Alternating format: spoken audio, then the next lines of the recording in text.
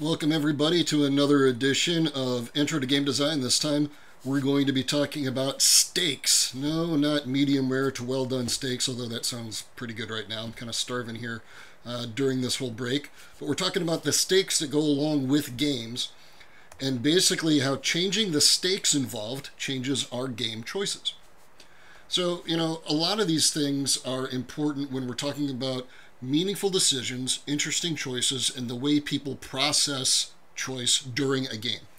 And so players go through an entire series of evaluations and options every time they make a game-related choice, because in most situations, something is at stake. And that thing that is at stake can really change somebody's mind. So, there are dozens and dozens of examples, just like there are dozens and dozens of game situations out there that you might find yourself in. So some stakes are very, very simple, such as your pride is on the line. And those are things that might be at stake during a competitive sport or game or things like that. But sometimes things that are more valuable or have a tangible value are at stake as well. Now, fortunately, unless you're playing something like Russian roulette, the stakes aren't generally so high that they are life and death. But when we go from the extreme where virtually nothing is at stake to the other extreme where life and death is on the line, you can see how those contexts could really change the different ways that people evaluate their choices and their risk tolerance. So let's take a look at some of the questions that someone might ask themselves when they're trying to make that evaluation of what is on the line. It's not always so clearly delineated as that nothing to everything spectrum. So where along that spectrum, where along that range does it lie? And these are the sorts of questions that players just internally go through and ask. So first, what is it that you are playing for? If you're playing solo, for example, what you are playing for might be a high score. It might be completely different than if you're playing with other people and you are playing to win. What are you putting at risk? It might be your strategy. It might be the thought that everybody thinks that you are clever and smart, or it might be money or something else tangible. Another thing is people are thinking in the back of their mind just how punitive being aggressive versus conservative might be. Being overly aggressive in poker, for example, going all in, can have the punishment of being eliminated immediately if you've made the wrong tactical decision. Another question is, why does the player care? So the stakes might change over the course of a game, and the amount that we care, the amount that we are invested in a decision can change dramatically from the beginning of the game all the way through to the end of the game. And then finally, who do these decisions impact? Often when there are stakes involved, it's not just the person making the decision that is impacted, but a number of people in the situation can be as well. So going back to that poker example of going all in, what is at stake there isn't just my position in the game and all of my money and all of my chips. But if I lose and I go out, then the other player who received the money by calling me on my bluff or by beating my hand, that's a huge impact. That's a huge swing in the entire game state that everybody else at the table now has to contend with. So during research, one of the things that I found really interesting is why people make the decisions that they do, particularly under stressful situations, and what are the main factors that influence these situations. And while I was doing this research, I came across this person, Eric J. McNulty, the Director of Research at National Preparedness Leadership Initiative, and he mentioned 4 R's of high-stake decision-making. And I found this really interesting. I was really hoping it would be 3 R's because I love the number 3, and I think the rule of 3 is a fantastic tool when it comes to game design, but unfortunately, I didn't come up with them. Eric J. McNulty did, and darn it, he decided there would be 4 of them. And those 4 high-stake impact decisions are regret, repeal, repercussions, and resilience. Let's take a look at that first one, regret. What will you regret if you fail to act now and you end up being wrong? It's that armchair quarterbacking thought of the following day or the following week or a year from now, what is it that you are going to regret? And McNulty argues that the more serious the potential regret, meaning the more you wish you had made that choice in hindsight, then the sooner you should make that decision. Get it out of the way, make that decision right now for a number of reasons. So let's take a look at a couple examples. So For Sale, my favorite auction game of all time because it's got both an open auction at the beginning and a blind auction at the end. Check it out. Make sure that you play it. If you're one of my students, you already have, but otherwise, fantastic game. So you're looking at properties that are valued from 1 to 30, with 1 being the least valuable and 30 being the most valuable. And when you get into a contentious bidding structure over the highest rated, the 30, how big will you regret it if you fail to get that 30 later on? When in the second half of the game, when you're selling off your properties, you realize that you could have purchased the 30 in the first half and sold it for a windfall in the second half. So McNulty would argue in this case, if you're faced with that decision earlier in the game, pull the trigger, right? Well, in Magic the Gathering, if you're playing in a tournament style, if you're playing in a round-robin structure or a drafting situation, you're playing where there's something at stake on the line, such as advancement in that tournament, then you might want to act a little bit more aggressively, because you might regret acting on, or this is perfect with drafting too, which of these cards should I take? Boy, there's this card that I'd really, really like to take. I'm not sure if it's going to fit in perfectly with my big picture plans, but ooh, if I let this go and the next person in line takes it and I end up losing to that card, that would be extremely frustrating. So with regret being that factor there, then the stakes are raised and I may actually go ahead and make that decision now instead of letting that linger. The next R is repeal. How difficult is it to course correct? How difficult is it to make up for any mistakes, ripples, or effects that occur based on the decision? So the easier a decision is to repeal, that means the easier it is to offset the ramifications and the consequences, then the sooner you should make it. Because the easier it is to repeal, the more time you give yourself, then the more opportunities you have to repeal it. The more opportunities you have to reverse the decision. And you might find out that it takes longer, or it takes more actions or more commitment to reverse that decision than you thought. So the earlier that you can make it in the process, the better off you'll be. So how hard is it in a game like Monopoly to make up for not purchasing that third and final piece of property in a Monopoly when you're going around the board? Well, that's going to be a very, very difficult decision to overcome later on, because it may have fallen into the hands of another player, and then you've got to negotiate with them or try to make some sort of deal. So if you already own 2 of the 3 properties in the yellow or the dark green lines, for example, then picking up that third one shouldn't be that difficult a decision, because it would be very difficult to correct that course. And then Village Pillage, a game that my students and I have played dozens of times. I've played it more than 150 times now, still not tired of it. If you've never played Village Pillage, you really, really need to check it out. Fantastic game. These games, or Village Pillage, is made up of all these little micro rounds, and the rounds play out very quickly because there's simultaneous selection and reveal of all the characters. So it is very easy, especially earlier in the game, to make up for a mistake. Should I have harvested and reaped resources this round rather than tried to attack? Should I have tried to play more defensively? Whatever it might be, since the increments in the game are very, very short, it's also much quicker to try to make up ground or make up for that. Later in the game, though, how difficult is it going to be to reverse course? It's going to be extremely difficult, because then you might only be 1 or 2 card plays away from a winner or a loser. The third R McNulty talks about are repercussions, and that is what is affected by your decision. What are the overall ramifications to the current game state? If you take a snapshot of the board and you take a look at all the different things that influence your decisions and impact all of the other players, your position relative to everyone else, what kind of ripple effect are you causing? The broader the impact, then the more carefully you need to consider that decision. And obviously on its surface that makes complete sense. The bigger the impact, the more important, then obviously I'm going to take more time evaluating that. But the scale and scope of the repercussions, those repercussions are things that are at stake when you are making this decision. And that's another way to look at the stakes, are all the different consequences and follow-ups that you're going to have to face.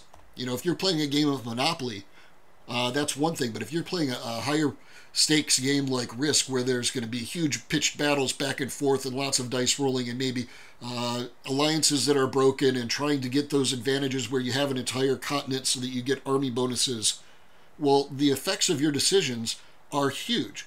Do I keep pushing my luck after winning one battle to be able to win the next and the next to close out a continent?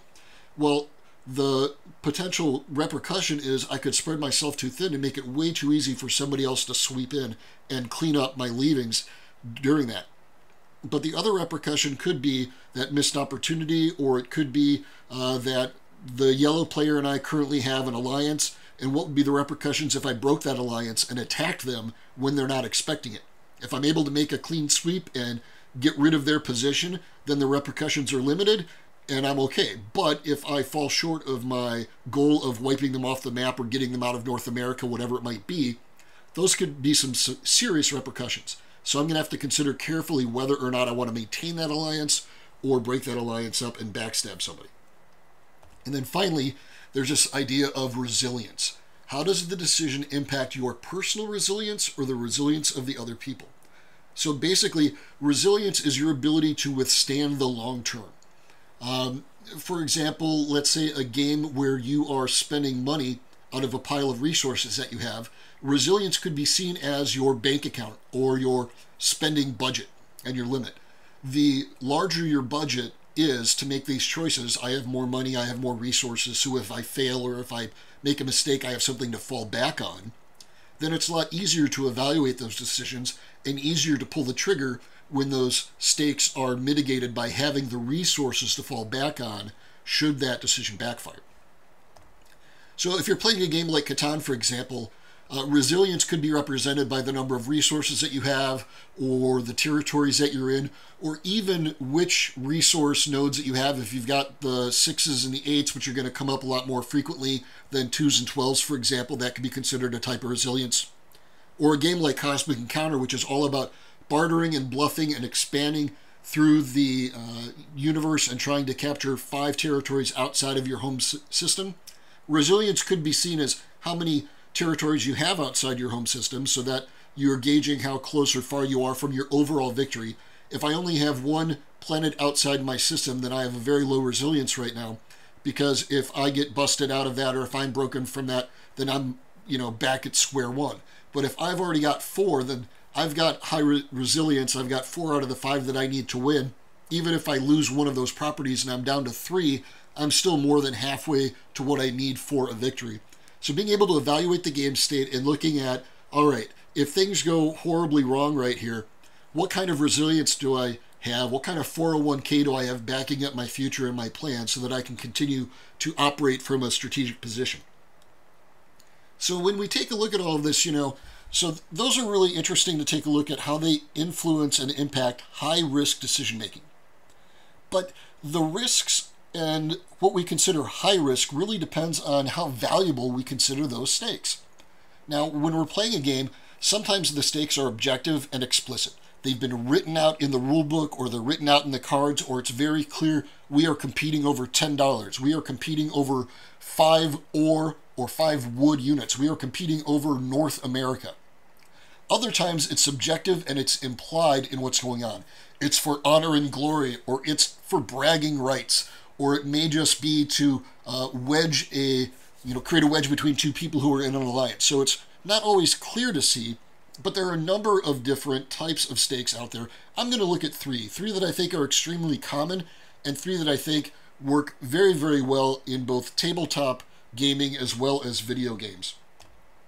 The first type is a Benny, the second is social currency, and the third is monetary currency. So when you're playing for bennies, you're actually playing for small little advantages, small little bonuses, incentives, and rewards. So these are the sorts of things in a small handheld video game that wants you to come back every day, log in to get your energy, or log in to get your day 3 bonus and then come back for your day 4 bonus. They're small little incentives to continue this behavior, to continue doing what you've been doing, but they're not going to rock the boat. They're not going to completely disrupt the entire game system if you do not earn these bennies. So Benny is just an abbreviation for benefit. It's a small advantage. I first encountered them in role-playing games. There were a lot of games where these bennies were called paper clips, attaboys, or bennies, or they were physical tokens that you would get that you could cash in later for a small bonus.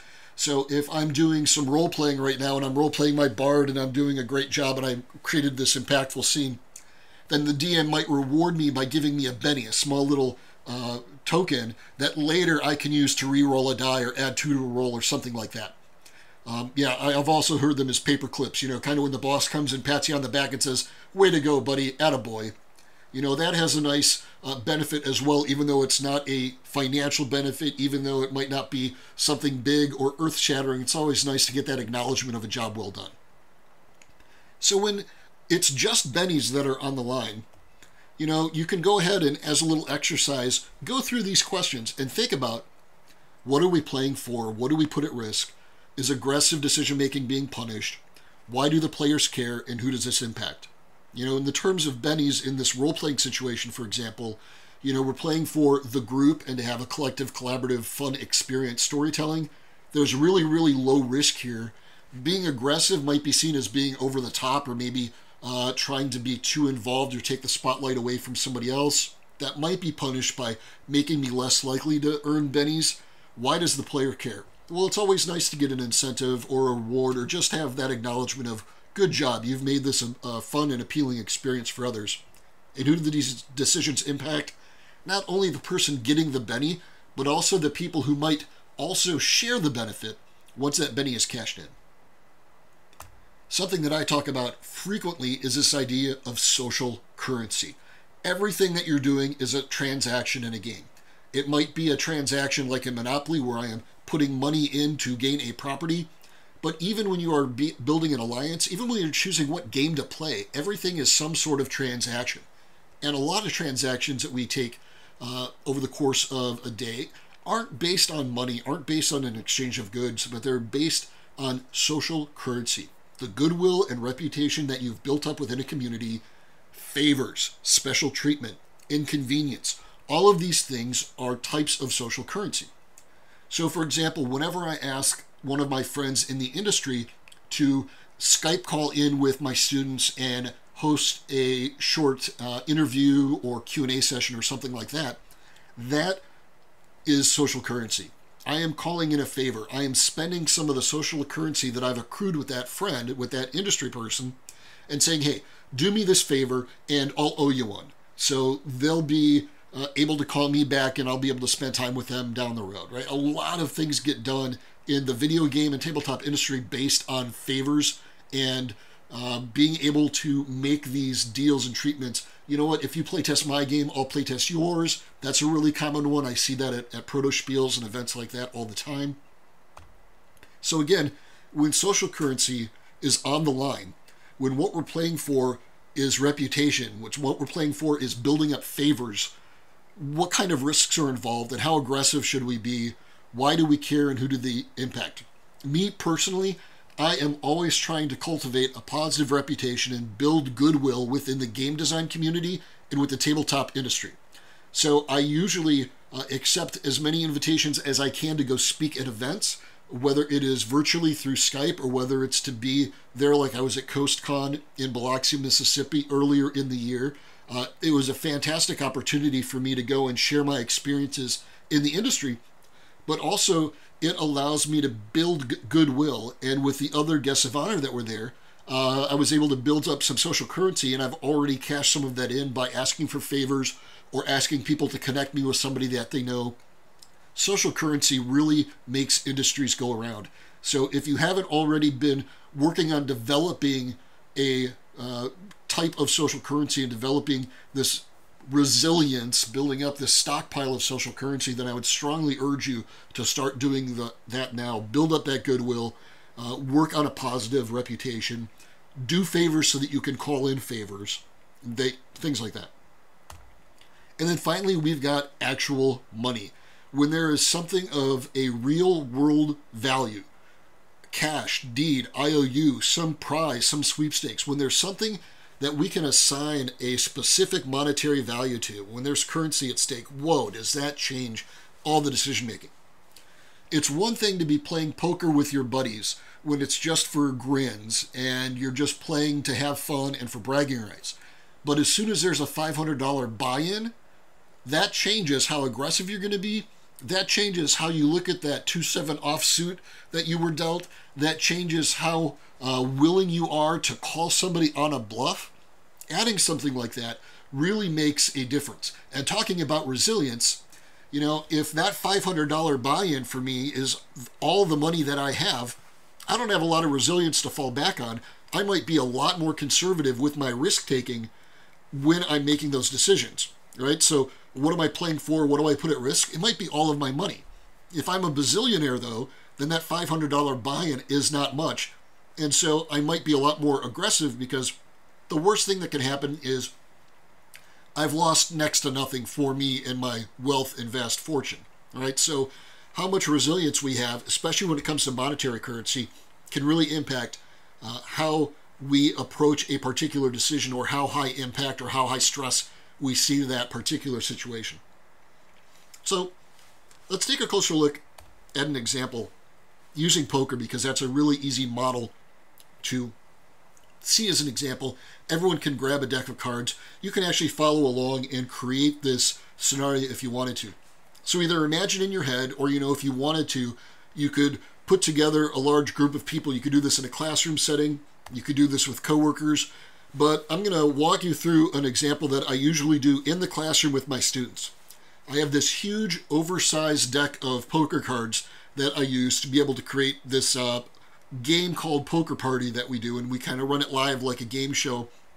And it's all to show how stakes impact decision making in real time. We do this all within the space of one class period.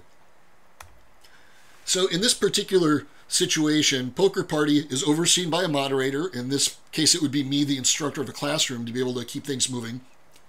I carefully select 3 poker cards to make sure that there's a wide variety of starting hands, and none of them are more, so not everybody's going to get a run or all of the same suit or anything like that. I try to make it as broad as possible so everybody's roughly on the same footing at the beginning. And I give everybody $100 worth of chips, each team. And over the course of the class period, they're going to be able to buy cards from the moderator. They're going to be able to buy and sell cards from a marketplace. They're going to be able to trade cards with other players. And basically, in the classroom, we play for extra credit. So it's up to the players to decide, do they see that as a Benny, as a small little side benefit that they're going to achieve? And if they get that, that's great. That's an acknowledgement of that they participated in this event well. Or do they see this as something having greater value than that? So really, when we're talking about extra credit, the amount of extra credit and the potential impact that it has on their grade strongly changes how they evaluate the decision making and how much risk they are willing to take over the course of this exercise. So, there's no penalty if they fail. If they don't end up winning the extra credit, they're not penalized. They don't lose credit. They just don't get that little benefit, that little boost. If I find any team cheating, though, that's definitely going to cause some issues. And in the classroom, we break it up into 4-person groups, and each group is their own team so they can work together and coordinate their strategy. And then basically what we're looking at is the general poker hand rankings. We're going to be playing over the course of a class period, like I said, buying and selling cards, manipulating their hand until they get a hand of 5 cards. And at the end of the class period, we're going to bet on and then reveal our hands. So every group is going to bet on whether they thought they had the best hand or the worst hand. And then we're going to show off all the different hands of cards. And based on this structure here, so if a group had a 4 of a kind, for example, you can see that that would be worth 50 points. If that also ended up being the best hand in the class, they'd get 25 more points for 75 points total. And then any money that they didn't spend over the course of the game, again, they start with 100, gets added to their hand total. Now, what really makes this interesting is with larger classes where I might have 6 total groups, everybody vying for that best spot is really tough because only one team can win. So we end up rewarding the best hand and the worst hand. And it's interesting that a lot of people vie really, really strongly and competitively for that worst hand, thinking that it's going to be easier to achieve than a good hand, and that they'll have some money left over at the end to be able to add to their score. And I've been doing this for a number of years, and I've actually found that because getting 4 of a kind or higher in this game is relatively rare and fairly difficult to do, that I'd say more than half the time, maybe 2/3 of the time, the team with the worst hand has actually won this exercise. So in simplest terms, there are 2 prizes. One of them is going to be for 10 extra credit points, and one of them is going to be for 5 extra credit points. So the team with the highest point total, so if I had the worst hand for 100 points and $20 left over from the beginning, I'd have 120 points, right? And I might get the 10-point prize. Where whichever team comes in second, maybe there was a full house and that was the best hand for 50 points, they would get the second place prize. And the rest of the teams, well, then they just learned a lesson with how stakes impact their decision making. So for being able to play with this, again, if you wanted to be able to follow along with this activity, each team starts with 3 cards, and I'd recommend starting with a combination of low, medium, and high cards. So give each group maybe a 2, 3, 4, somewhere in the 6, 7, 8 range, and then maybe a face card, and making sure that they're all different suits. At the end of this process, each team has to have 5 cards, which means they have to be involved in the auction. They have to be involved in the marketplace. Over the course of the class period, they have to acquire more cards, otherwise they're automatically disqualified.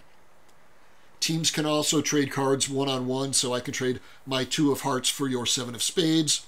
You can buy cards with chips, buy and sell. I've got an array of cards lined up on the chalkboard, for example, that cost 50 or 70 or maybe only 10 chips to be able to acquire, and people will buy and sell over the course of the class period.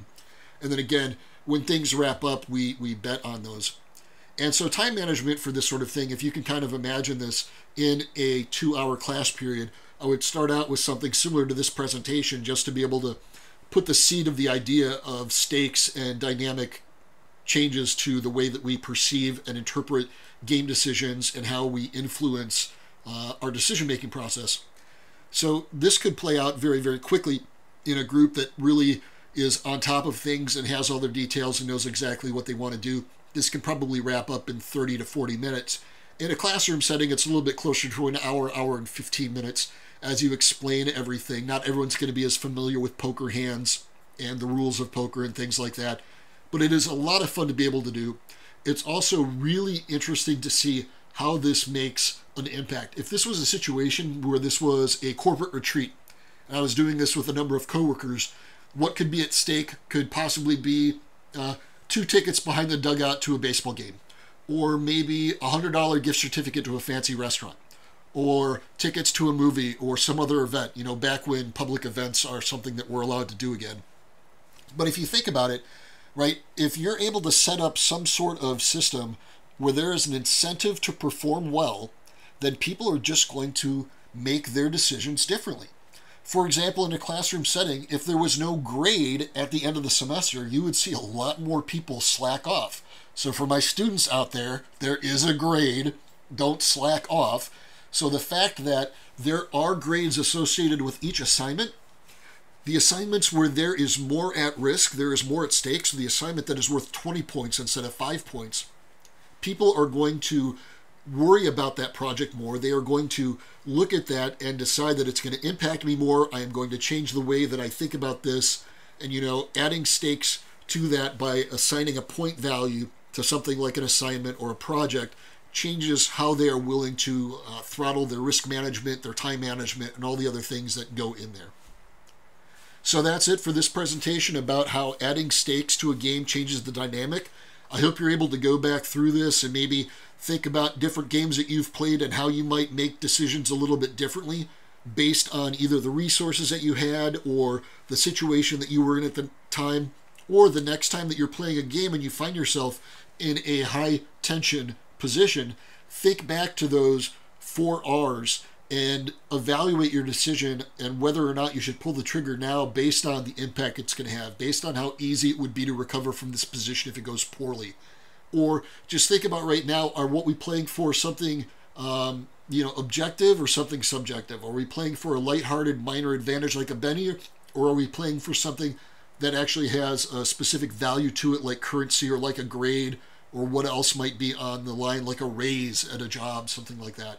But anyway, the bigger picture here is that a game is a game until you add a stake to it, and then becomes a much higher risk proposition, and people fundamentally change the way they evaluate their decisions when there is more going on than just winning or losing a game.